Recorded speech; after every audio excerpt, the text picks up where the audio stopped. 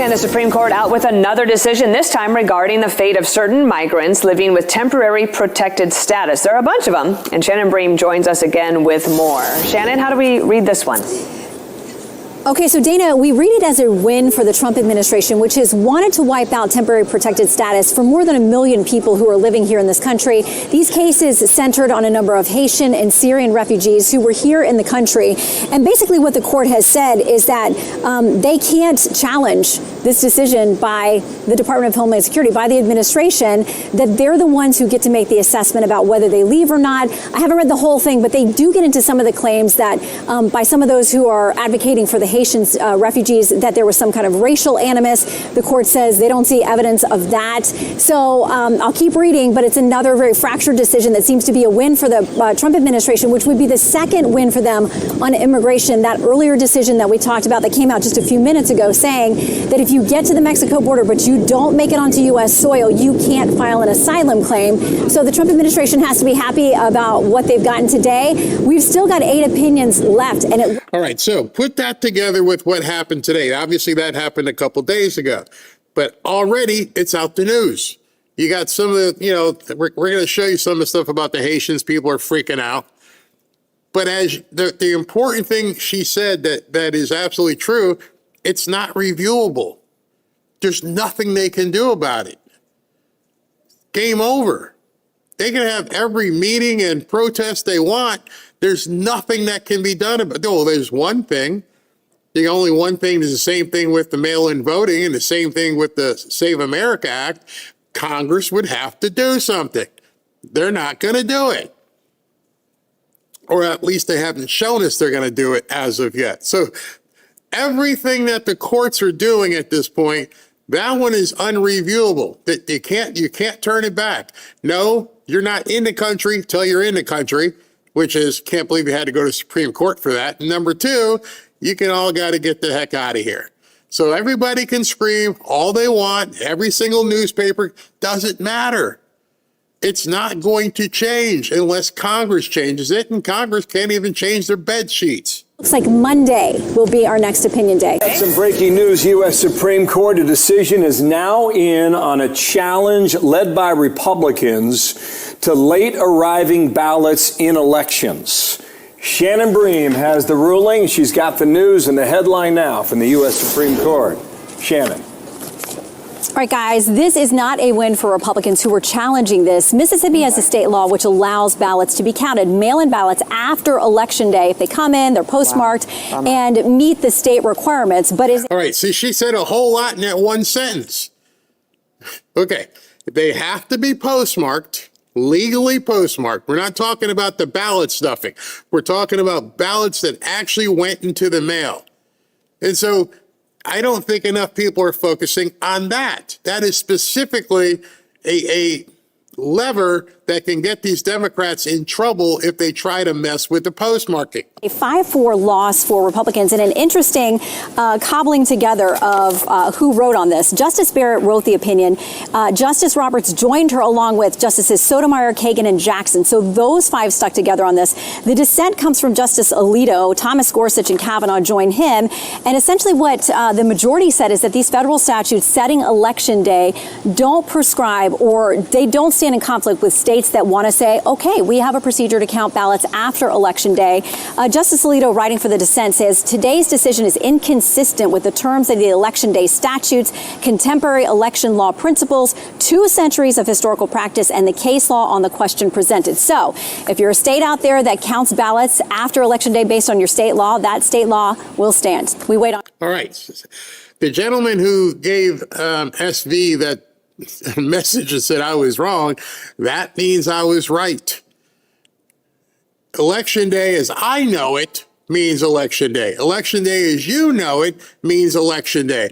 But if you happen to live in one of these states where they redefine the term Election Day, then Election Day for them means as long as it's here, we'll count it up to like 2 weeks later.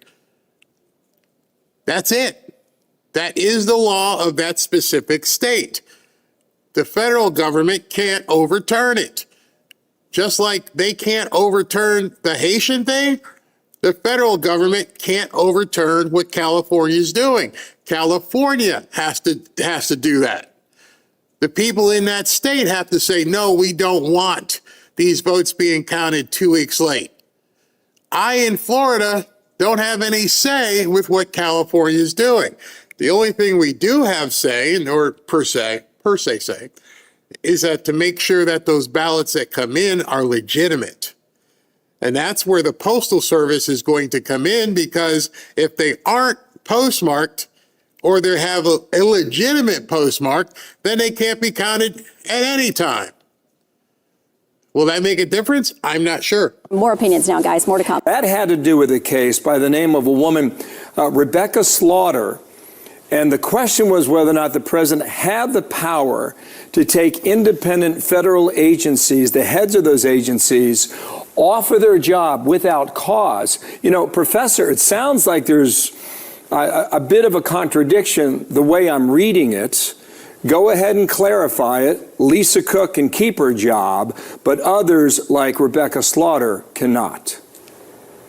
Well, at issue in this case, obviously I've not read the opinions as it just came out, but at issue in the case was a rather old and established precedent called Humphrey's Executor. And in that decision, the Supreme Court said that Congress could create a type of hybrid creature within the executive branch, could create a commission that the president cannot dictate who are members of, can remove those members. It barred that. It said that, in fact, Congress could create one that insulated the members from a sitting president. That has always been controversial because many scholars and many judges have said, look, you don't see any of that in the Constitution. There's no hybrid animals. There's no legislative branch, an executive branch, a judicial branch. So if they ruled against Slaughter and in favor of the administration, that would be a significant increase in executive power. See, that's what they're all pissed off about. It's funny that it's like the meat that people love to drool on is the mail-in thing, but that's a state by state basis. It was that's going to be as much of a long shot as tomorrow's birthright citizenship. I'm not expecting the birthright citizenship to pass, or for us to win. Who knows? Maybe we get lucky. But in any event, this Slaughter decision, I'd like you to focus on it because it's something that nobody ever thought it would be overturned. It's been in effect for 90 years. All these bureaucrats. It is specifically the deep state. And in combination with the immigration cases that were just handed down, it would be a particularly good week or so for the administration. This was a bit of a surprise we just saw in that Election Day decision. That was 5-4. It was a real Burma shave. But it came out against the GOP. This one would be actually very welcome news, even if Humphrey's executor were to survive, for the administration. It looks like Humphrey's executor is overruled, but let's get to Shannon Bream. She's been taking a look at this. And you have, in particular, Shannon, you're looking at the FTC case, which seems to have been a win for the Trump administration. Yes, it says to discharge the duties of his trust from the majority opinion, the president must have the assistance of officers he can trust. So this is this idea of him wanting people that will agree with the agenda that he has as the executive. It says it's up to the Senate to decide whether to confirm those with whom the president would prefer to work, but neither Congress nor the courts may saddle him with those with whom he cannot work. And remember, this FTC commissioner, basically the message he sent to her was, you don't line up with the administration and my agenda and what I'm going to do. And he is, as the head of the executive branch, over. Now, when I heard her say that led me to believe when President Trump is speaking on something, he's laying the groundwork for how he's going to do it. Hey, we don't line up. You're not following my agenda. You got to go. And here we are months later. That's exactly what the Supreme Court said. If you don't line up with the executive's agenda, he can tell you to go pound sand.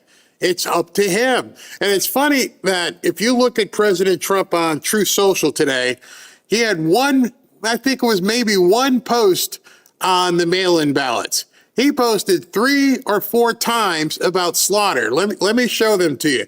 This was the first one about slaughter. It was at 10:51. Big win just moments ago at the Supreme Court in the slaughter case, confirming presidential power in our country to remove executive branch officers and agency appointees or representatives under Article 2 of the Constitution.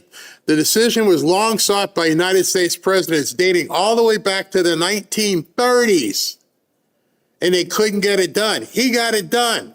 It is such an honor to be the sitting president who won this historic and unprecedented ruling, one of the most important ever given with respect to presidential powers.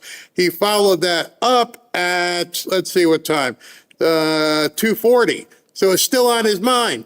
Today's historic slaughter decision by the Supreme Court is the greatest increase in presidential power in the last 100 years. Such a monumental ruling at such an important time, President Donald J. Trump, and that was at 2:40 p.m. So obviously it meant a lot to him. And then earlier he was talking about Lisa Cook, and he said this: the Cook lawsuit having to do with her suitability and sitting on the board was sent back by the Supreme Court. This is important because everybody in the news, everyone in the media said he can't fire Lisa Cook, and that's not at all what they said. Read what he says here. It was sent back by the Supreme Court, quote, on a strictly procedural basis. Doesn't say you can't fire her. Something happened in a process that didn't set well, and they kicked it back. They didn't say that you can't fire people in the Federal Reserve. They said you didn't do it right. So he says here, we will take the appropriate action immediately. That means like very soon. To make sure that someone who has committed wrongdoing will not be making vital decisions concerning the welfare of the United States of America. Thank you for your attention to this matter. Couple that with the post that Bill Pulte put up saying she's going to get indicted. She's going to jail. He's the DNI right now while Tulsi Gabbard isn't there. And President Trump said we're going to be taking steps immediately. You see how this movie just keeps going to the next scene? It's not over. Okay, you tell me, I got to do something different. It's a procedural issue. Did you hear that in the news today, or did they just say he can't do it? Were people just saying you can't fire Lisa Cook, or did they say, oh, she's in big trouble, they just got to change the way they did it? Because the truth is, she's not safe. They are coming for her, and they had to change the procedural route in which they do it. The nuance of things can give you so much more clarity. A lot of these executive agencies in thought. So the question gets to whether or not this applies to different agencies. We know in the Cook decision, which was about a federal governor on the board, that was a situation in which they want the Fed to have its own independence. They think that's critical. Oh, here we have it. Thank you very much, Andrew. So we have the Cook decision. But I will tell you, in the Slaughter decision, we have a dissent from Justice Sotomayor where she says this. She says the court discards a democratic regime in favor of one that distorts the structure of government to fit the majority's theory of unitary total executive control. The president emerges with far greater power than before. You see, if I was a Democrat, that would scare me more than the mail-in stuff, because everybody is now acknowledging he's got way more power. Now, I'm not going to give you any opinion on what I'm going to show you right now. I'm just going to show you something. After today's ruling, this occurred. It's only 90 seconds, but I want you to watch it and pay attention and tell me, let's look in the comments what you think about this. What was the message that was being made here? Justice Thomas, can we ask who you were meeting with today? What did you say? Can we ask who you were meeting with this afternoon? What she said? Who were you meeting with this afternoon? Nobody. You weren't meeting with the speaker, you were in. Oh, God, no. So what are you doing up here? I'm just walking. No meetings in particular? I'm going to tell you about. Tomorrow's going to be a big day in the court, huh? Final day of decisions? Oh, I guess so. You want to give us a sneak peek at some of the decisions? Nope. But you can't tell us why you're up here today, who you're meeting with? Who are you meeting with, sir? Were you up here for any particular reason? No info on who you may have been meeting with? Anyone in House GOP leadership? That's who has offices in there. Any matters you were up here discussing? Any comment on today's decisions at the end of the Supreme Court term? You have good questions. And any comment on the end of the term? You have good questions. Do you want to answer any of them? Any comment at all? Thank you, sir.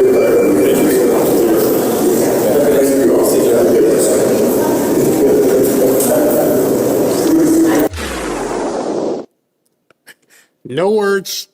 I'm showing that without any context whatsoever, as somebody followed Clarence Thomas, Supreme Court Justice, who happened to be in the GOP area of the House having a walk. That's what he said. I'm just having a walk. I'm out for a walk today. And if you believe that, yeah, I got some land to sell you. One of the preeminent Supreme Court justices, after everything happened today, just decided, you know what, I'm going to take a walk across Washington, and I'm going to go into the GOP area, and I'm going to go walking down the halls and then turn around and leave. Nothing happened. No, nothing. And he just smiled. Anybody would be lying if they told you what the hell happened. But at least now you see it, and it probably made you just go, wait a second. I don't know where this movie is going at this point. I can't make any heads or tails of it. And I loved when he turned at her and, you ask good questions. What the hell does that mean? You ask good questions. Man, I don't know who that reporter was, but that video is like everywhere. And it's got everybody scratching their heads wondering, what in the hell's going on? Which is the point of what I've been trying to tell you. Don't get freaked out. Don't get pissed. Something's going on. There are so many different levers being pulled, and we don't know anything about it. All we can do is seriously get popcorn and watch the damn show. Woosah, woosah. We just got to chill. I don't even look at it as a loss today because I don't know where things are going. In a football analogy, today was a loss, you could say, as President Trump said, a tremendous loss. But obviously, if you know anything about sports, doesn't mean the season's over. It's not a wasted season. We got a whole bunch more games to play. We can come back and avenge this loss. And I love seeing Clarence Thomas walk through. Whew, I don't even know what he meant.